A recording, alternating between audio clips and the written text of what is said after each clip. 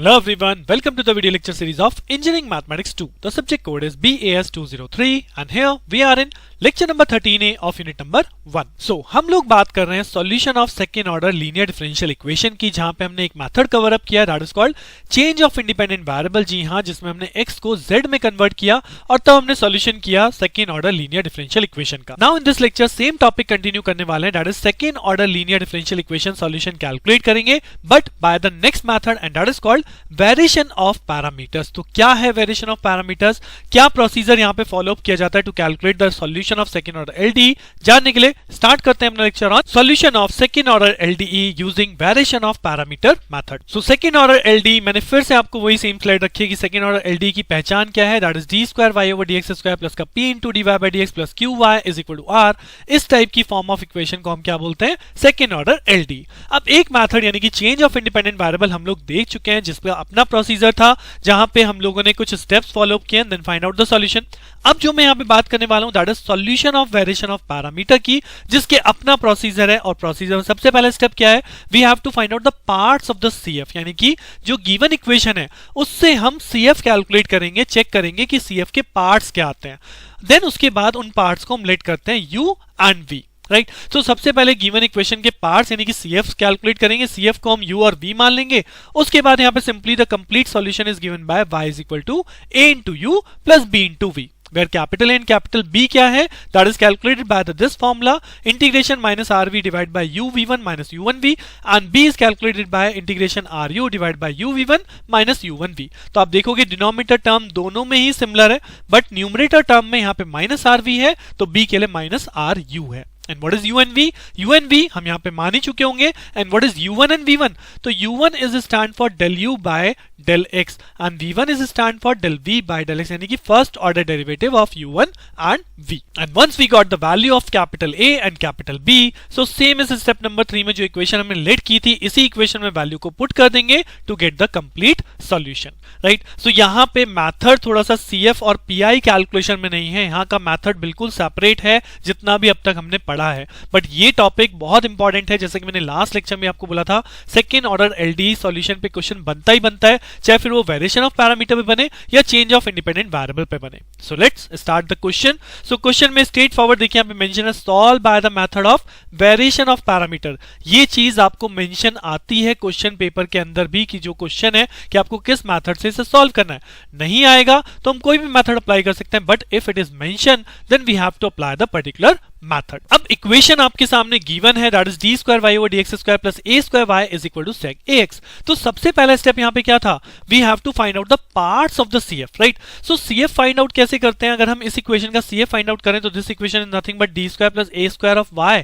Is equal to sec of A X, right. और उसके बाद अगर मैं इसका सीएफ कैलकुलेट करूं तो सीएफ के लिए एक ऑक्सिलरी इक्वेशन बनेगी M square plus A square is equal to 0, यानी M is equal to plus minus AI. That means अगर हम CF लिखेंगे तो CF क्या लिखेंगे, C1 cos of AX plus C2 sin of AX, right? So this is the CF of this given equation. तो इसके parts क्या हुए, so the parts are this cos AX and sin AX. So we will let that U is equal to what, U is equal to cos of AX and V is equal to sin of AX are the part of CF, right? अब क्योंकि यहाँ पे एक term आपको और requirement पड़ेगी, and what is that, that is R. So अगर इस इक्वेशन को अपने स्टैंडर्ड इक्वेशन से कंपेयर करें, what is that standard equation, standard second order linear differential equation थी d square Y over D x square plus p d y by d x plus q y is equal to R. तो यहाँ से आप देखोगे R की value किसके equal रखी है, R की वैल्यू रखी है सेक ऑफ AX के इक्वल. यहाँ पे मुझे P की रिक्वायरमेंट नहीं है, Q की रिक्वायरमेंट नहीं है, so I have to compare only R. Why, because पहला स्टेप कहता था कि U और V के वैल्यू कैलकुलेट करो, एंड देन सेकंड स्टेप में डायरेक्टली हम लोग लिखते हैं that is the complete solution of the given equation is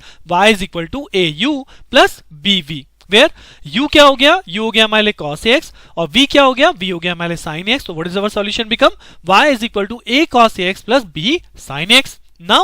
remain part is what is the value of this capital A and capital B. So as per the formula from the procedure, capital A की value थी integration of minus RV divided by UV1 minus U1V dx plus C1. तो अगर मैं यहाँ पे value put करूं, so what is our R? r अभी हमने फाइंड आउट किया था, r था sec ax, तो अगर हम यहाँ पे वैल्यू पुट करेंगे तो ये हो जाएगा इंटीग्रेशन माइनस sec ax। उसके बाद यहाँ पर v है, v की वैल्यू sin ax है, तो यहाँ पे लिख देंगे sin of ax divided by this is u की वैल्यू है हमारे पास cos of ax multiply by v1। Now v1 is what, first derivative of v। अगर v sin ax है तो इसका डेरिवेटिव क्या हो जाएगा, इसका डेरिवेटिव हो जाएगा cos of ax into a minus what is u1 is the first derivative of u, तो अगर ये u है तो इसका डेरिवेटिव क्या हो जाएगा, इसका डेरिवेटिव हो जाएगा sin of ax into a with negative sign, तो यहाँ हो जाएगा पॉजिटिव, और इनटू v है तो v कितना है, sin of ax, right. So ultimately अगर आप डिनोमिनेटर पार्ट को देखोगे तो यहाँ पे a दोनों में कॉमन है, this term become cos square ax और this term become sin square ax, यानी cos square ax plus sin square ax क्या हो जाएगा,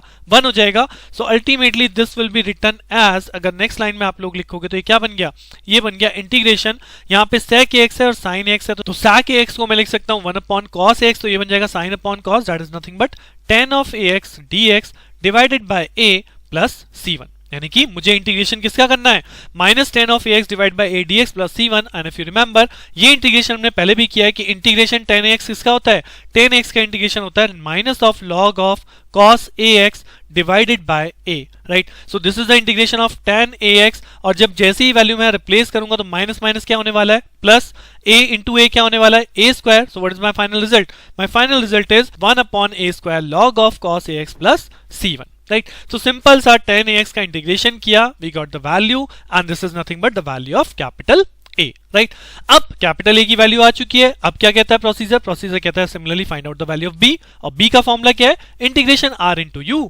divided by uv1 minus u1v। अब अगर आप देखोगे मैंने आपको बताया था डिनोमिनेटर पार्ट दोनों के लिए कॉमन है ना, तो जैसे अभी हमने यहाँ पे सॉल्व किया था डिनोमिनेटर पार्ट, तो जैसे हम वैल्यू यहाँ पे रखेंगे डिनोमिनेटर क्या बचा था, A बचा था, तो यहाँ पे भी डिनोमिनेटर क्या बचने वाला है, A ही बचने वाला है, राइट। तो यहाँ पे डिनोमिनेटर पार्ट A हो गया। And what is the value of R, R की वैल्यू थी हमारे पास sec of ax, और U क्या है, U है हमारे पास cos of ax, तो ये हो गया cos of ax dx plus c2 integration, जिसको फर्दर सॉल्व करें तो यहाँ पे sec और cos क्या हो जाएंगे, कैंसिल आउट, यानी कि बन जाएगा 1, तो ये आपको बचेगा 1 upon a dx plus of c2, that means 1 upon a is a constant term, इसको इंटीग्रेट करेंगे क्या मिलेगा, x, solution become x bye a plus c2, right. So दोनों ही पार्ट आप लोगों ने कैलकुलेट कर लिए हैं, ए भी कैलकुलेट कर लिया by the help of integration formula, b भी कैलकुलेट कर लिया। Now what is the complete solution, solution हमने माना था y is equal to au plus bv, जो कि अल्टीमेटली हो गया था a cos ax plus b sin ax, जिसमें अगर हम कैपिटल A और कैपिटल B की वैल्यू को रिप्लेस कर देंगे, capital A is replace by log cos ax divide by a square plus c1, and capital B की वैल्यू हमने सॉल्व करी है x bye a plus c2,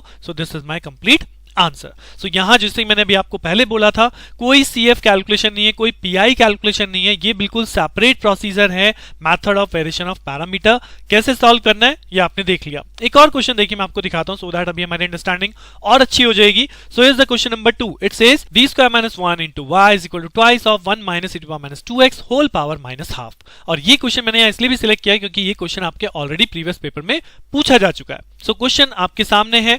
कोई मेथड मैंने यहाँ पे नहीं लिखा है, बट पेपर में मेथड मेंशन आया था कि with the help of method of variation of parameter we have to solve. So method of variation of parameter क्या कहता है, सबसे पहले what are the CF part. तो अगर आप यहाँ पे देखोगे d स्क्वायर माइनस 1 है ना, तो अगर इस इक्वेशन को सॉल्व करें तो ये होगा d प्लस 1 और d माइनस 1, दैट मीन्स क्या रूट आएंगे, मेरे पास रूट आएंगे माइनस 1 और प्लस 1, जिसके लिए CF क्या लिखूंगा, CF लिखूंगा c1 e to the power minus of x plus c2 e to power plus of x। यानी दो पार्ट मेरे क्या बन रहे हैं, एक पार्ट बन रहा है e की पावर माइनस x और दूसरा पार्ट बन रहा है e to power plus x। तो these are the value of u and v, so we will let u is equal to e to the power x and v is equal to e to the power minus x, right. तो u और v को late कर लिया, आप कोई भी part किसी में ले जाइए, कोई फर्क नहीं पड़ेगा। जैसे कि अगर मैंने यहाँ पे u को e टू पावर x माना है, v को e to power minus x माना है, you can interchange these value and solve accordingly, तो भी आप फॉर्मूला वहीं पहुंचेंगे जहां पे आपको फाइनल रिजल्ट इस क्वेश्चन से पहुंचने वाला है, right. So first part done, हमने u और v की वैल्यू को लेट कर लिया। सेकंड पार्ट कहता था कि what is the value of r, क्योंकि मुझे r भी चाहिए ना, तो अगर इसे स्टैंडर्ड फॉर्म से कंपेयर करें तो स्टैंडर्ड फॉर्म क्या थी, d square plus p of d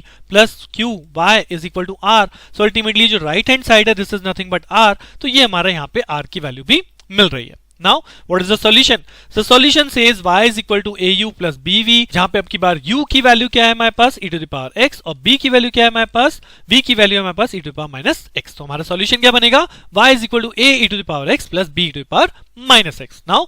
ultimately remains what is the value of capital A and capital B. So capital A की वैल्यू का फॉर्मूला था minus integration r v divide by u v one minus u one v d x plus c one. तो यहाँ पे सबकी value put कर लेते हैं। जैसे वैल्यू पुट करेंगे माइनस साइन मैंने बाहर कर दिया, इंटीग्रेशन आर की वैल्यू थी twice of bracket 1 minus e to power minus 2x whole power minus half, then v की वैल्यू हमारे पास e to power minus x dx plus c1, नीचे जो हमारा बचा u हमारा कितना that is e to power x, v1 यानी फर्स्ट डेरिवेटिव ऑफ v तो ये हो गया minus of e to power minus x minus u1 यानी फर्स्ट डेरिवेटिव ऑफ ex वो सेम रहा ex और v की value e to power minus x। तो अगर आप डिनोमिनेटर पार्ट को देखो तो डिनोमिनेटर पार्ट यहाँ पे क्या हो रहा है, this value multiply minus 1 and this value multiply minus 1, so minus 1 क्या बनेगा minus 2, so ultimately minus 2 will cancel out this 2 and this minus, तो this will become what, this will become simply e to power minus x d of x divided by under root of 1 minus e to power minus 2x plus constant c1 जिससे हमें integrate करना है, right. और अब integrate कैसे करूं, अगर मैं यहाँ पे मान लूं e to power minus x को t,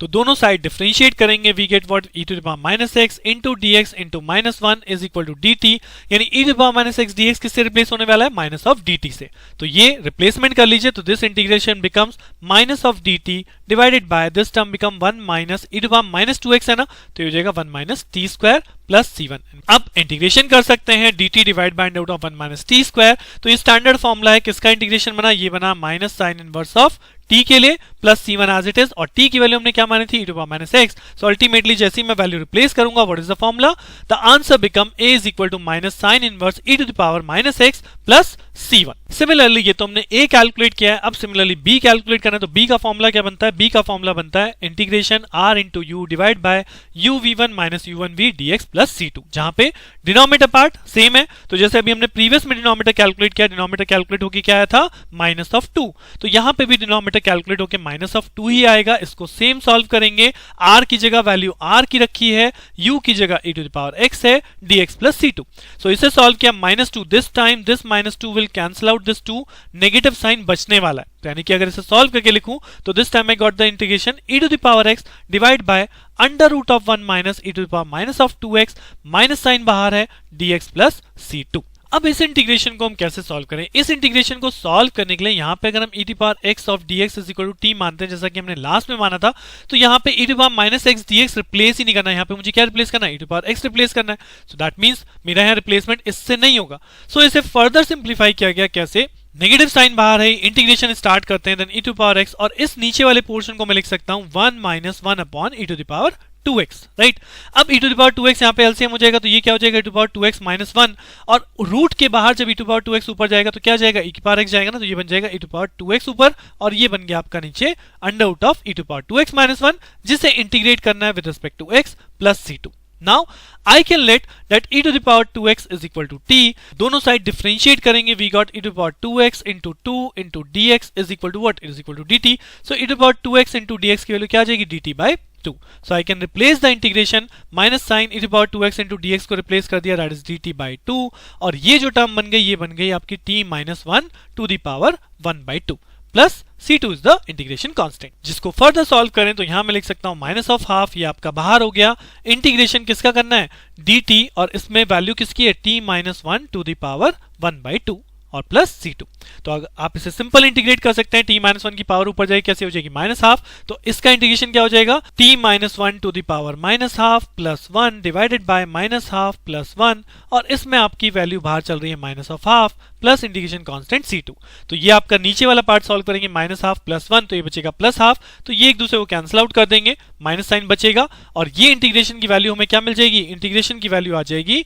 t minus 1 to the power minus half plus 1, it become plus half, minus sign आपका बाहर है, so minus t minus 1 to the power half plus c2, जिसे अल्टीमेटली t को जब मैं वापस x में कन्वर्ट करूंगा, so I can write minus e to the power 2x minus 1 whole power half plus c2। So question थोड़ा सा tricky लगेगा आपको इंटीग्रेशन मैनर में, बिकॉज इस मेथड में कोई पीआई कैलकुलेशन नहीं है, बट आप इसी तरह से समझ सकते हैं कि this is a part of a pi, right. एक मेथड, अगेन एक नया मेथड जनरेट हो गया जहां पे मुझे इंटीग्रेशन के थ्रू a और b की वैल्यू कैलकुलेट करनी पड़ रही है, and once I get the value of a and b I can write the complete solution, that is a to the power x प्लस b to the power minus x, जिसमें हम a की वैल्यू क्या कैलकुलेट करी, minus sign inverse e to the power minus x plus c1 e to the power x अपनी जगह पे plus b to the power minus x, तो b की value into e to the power minus x, right. So ultimately जो task है वो है a और b की वैल्यू इंटीग्रेशन के थ्रू कैसे कैलकुलेट करनी है। तो आई होप आपको प्रोसीजर समझ में आया होगा, क्वेश्चन किस तरह से कैलकुलेट करने हैं on this method, that is variation of parameter, ये आप लोग अब कर पाएंगे। एक और प्रॉब्लम मैं डिस्कस करूंगा इन द नेक्स्ट लेक्चर, तो जानने के लिए मिलते हैं अगले लेक्चर में। Thank you.